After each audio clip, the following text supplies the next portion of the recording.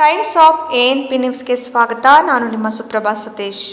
ಕೇಂದ್ರ ಸಚಿವರಾದ ವಿ ಸೋಮಣ್ಣನವರ 74ನೇ ಹುಟ್ಟುಹಬ್ಬವನ್ನು ತುಮಕೂರು ಮಹಾನಗರ ಪಾಲಿಕೆ ಆವರಣದಲ್ಲಿ ವಿವಿಧ ಕಾರ್ಯಕ್ರಮಗಳೊಂದಿಗೆ ಅದ್ದೂರಿಯಾಗಿ ಆಚರಿಸಿದ ವಿ ಸೋಮಣ್ಣ ಅಭಿಮಾನಿಗಳ ಬಳಗ.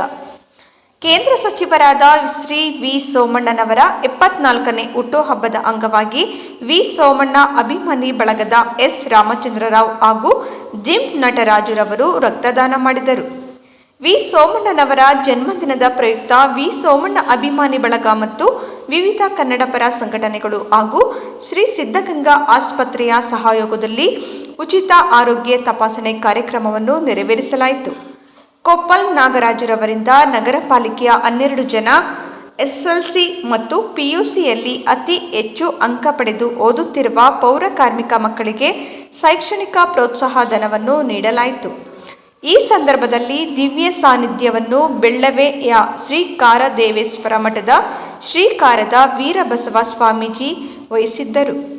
ಮಾಜಿ ಸಚಿವರಾದ ಎಸ್ ಸೊಗಡು ಶಿವಣ್ಣನವರು, ಗಿರಿಜಾ ದನಿಯಾ ಕುಮಾರ್, ಕನ್ನಡ ಸೇನೆಯ ಜಿಲ್ಲಾಧ್ಯಕ್ಷರಾದ ದನಿಯಾ ಕುಮಾರ್, ವಿ ಸೋಮಣ್ಣ ಅಭಿಮಾನಿ ಬಳಗದ ಎಸ್ ರಾಮಚಂದ್ರರಾವ್, ಸಬ್ಬೀರ್ ಅಹಮದ್, ಎನ್ ವೆಂಕಟೇಶ ಆಚಾರ್, ರಫೀಕ್ ಅಹಮದ್, ಇಮ್ರಾನ್ ಅಹಮದ್, ಬನಶಂಕರಿ ಬಾಬು, ಚೌಡೇಶ್ ಪ್ರಕಾಶ್ ಭಾರದ್ವಾಜ್, ಕೋಮಲ ವೀರಭದ್ರಯ್ಯ, ಸೌಮ್ಯ, ಪುಷ್ಪಲತಾ, ತಾಯಿರಾ ಲೀಲಾವತಿ ಇನ್ನೂ ಮುಂತಾದವರು ಉಪಸ್ಥಿತರಿದ್ದರು.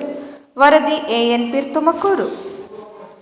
ದಿಲೀಪ್ ಅವರೇ, ಶಾಂತಣ್ಣ ಅವರೇ, ಕೊಪ್ಪಣ್ಣ ಅವರೇ, ಕಿರಿಕ್ ನಾಗರಾಜ್ ಅಣ್ಣ, ನಮ್ಮ ನಾಗಣ್ಣವರೇ, ಎಲ್ಲ ಬಂಧುಗಳ ತಾಯಿಯಿಂದಿದೆ. ನಾನು ಪೂಜ್ಯ ಶಿವಕುಮಾರ ಮಹಾಸ್ವಾಮಿಗಳವರು, ಪೂಜ್ಯ ಆದಿಚುಂದ್ರ ಶ್ರೀಗಳವರು ದೀಪ ಸೈಡ್ಗಿಡಿ ಅಗಲದ ಮೇಲೆ ನಾನು ಈ ಕಾರ್ಯಕ್ರಮ ಮಾಡಿಲ್ಲ. ಈ ಬಾರಿ ದೇವರಾಣೆ ಹೇಳ್ತೀನಿ, ನನ್ನ ಮನೆ ಹತ್ರ ಇವತ್ತು ಒಂದು 4-5 ಸಾವಿರ ಜನ ಇರ್ಬೋದು.